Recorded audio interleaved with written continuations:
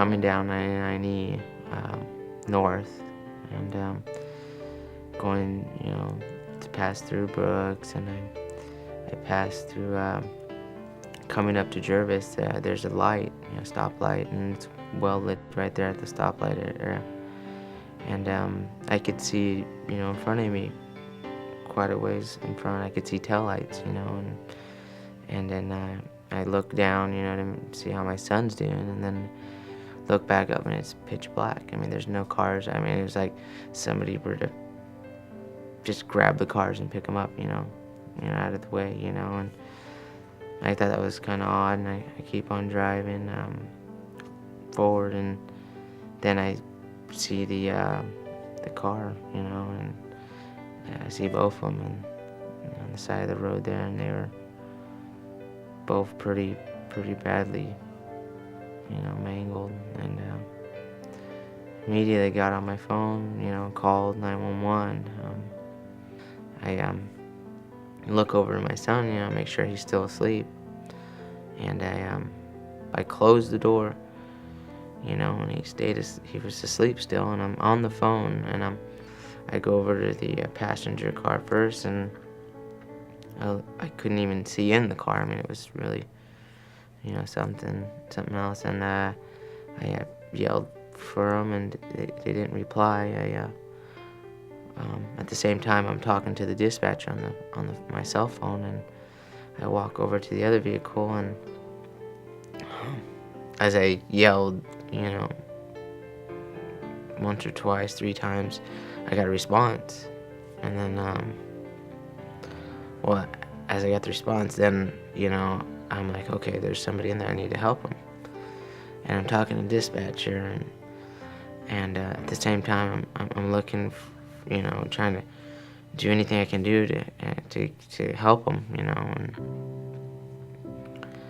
with not even a minute goes by, and the car catches on fire, and then I'm thinking, I need to help this guy, so I try kicking the windshield, repeatedly.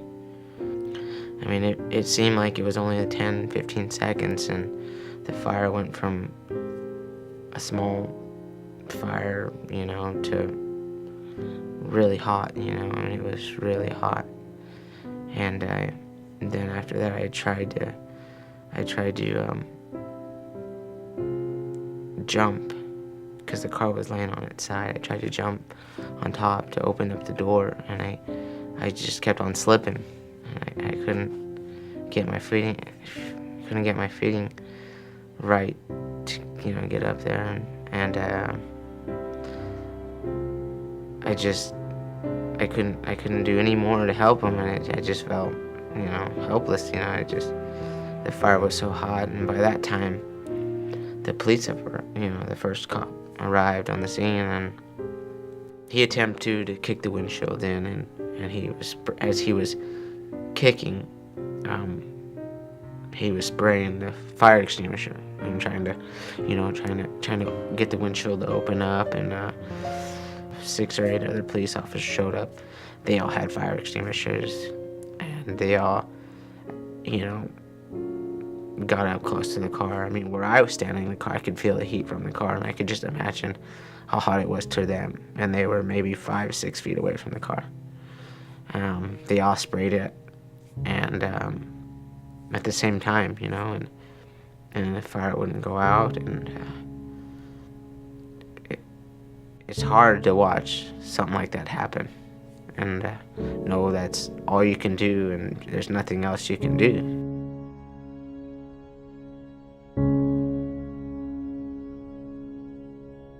As we were growing up as little kids, my mom always told us that you treat people the way you want to be treated. You respect people the way you want to be people to respect you.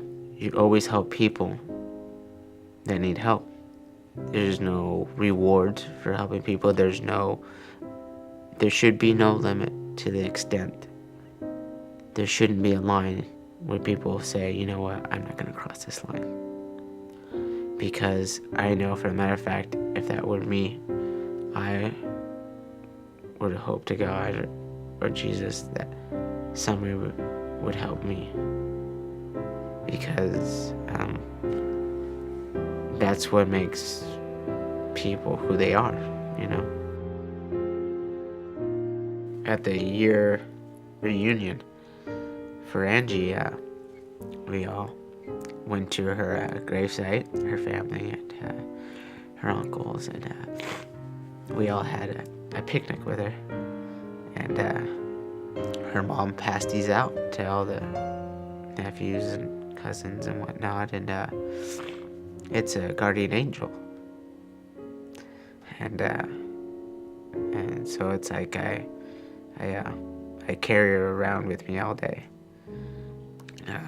She keeps me safe, and it's just a reminder to me every day that I need to make a difference in somebody's life today, or I need to make someone laugh. I need to make someone feel better about themselves, or I need to do something positive